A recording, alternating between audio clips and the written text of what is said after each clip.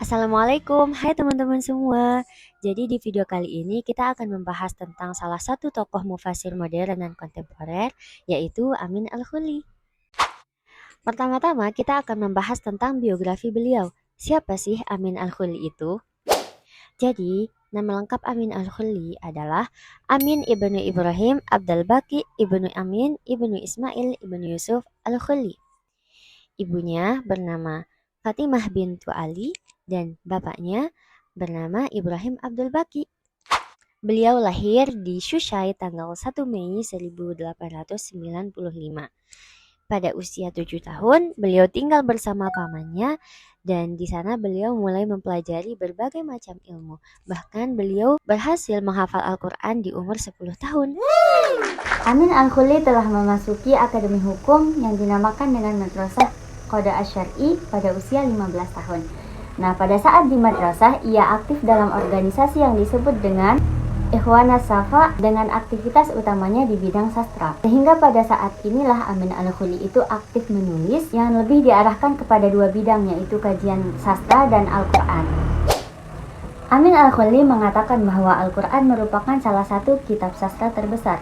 Oleh karena itu, Al-Quran harus didekati dengan metodologi sastra. Adanya tawaran metodologis inovatif dari Amin Al-Huli ini mampu menggeser paradigma ideologis subjektif para penafsir terdahulu menjadi paradigma ilmiah objektif dengan menggunakan pendekatan sastra.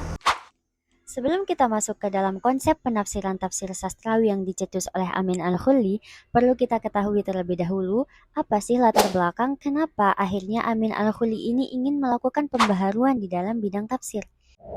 Amin Al-Huli merupakan salah satu orang yang mendukung pembaharuan dan reformasi yang dilakukan oleh Muhammad Abduh, di mana seperti yang sama-sama kita ketahui bahwa sumber penafsiran itu ada dua. Yang pertama itu bil ma'thur dan yang kedua bil ra'i.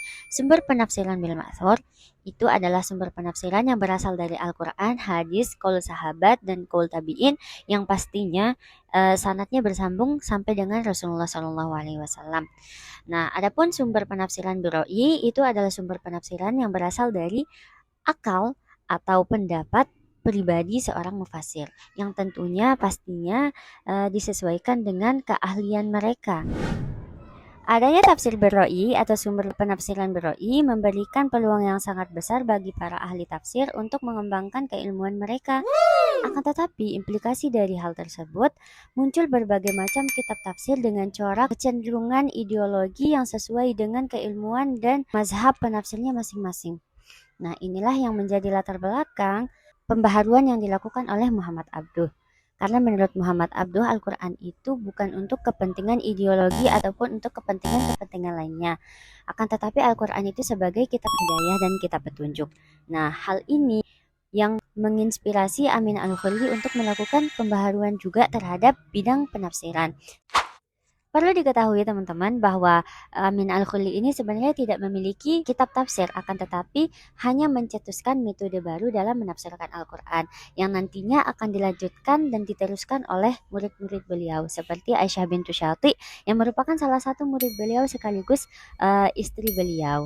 Yang dimana teman-teman metode baru yang dicetus oleh Amin Al-Huli ini disebut sebagai tafsir sastrawi. Metode ini menawarkan dua langkah dalam penafsiran Al-Quran. Yang pertama disebut dengan dirasah ma haulal Quran dan yang kedua disebut dengan dirasah ma fil Quran. Langkah yang pertama adalah kajian dirasah ma haulal Quran atau kajian seputar Al-Quran itu sendiri.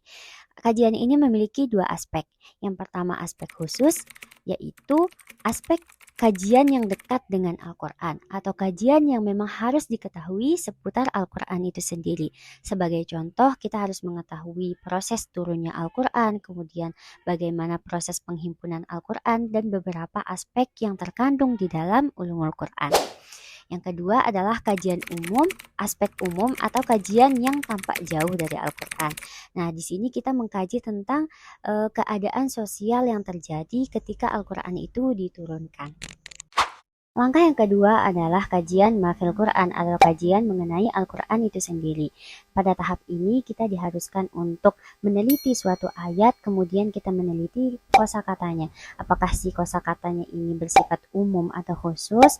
Apakah dia mutlak muqayyad apakah dia diperuntukkan untuk kita semua atau beberapa orang saja, dan lain sebagainya.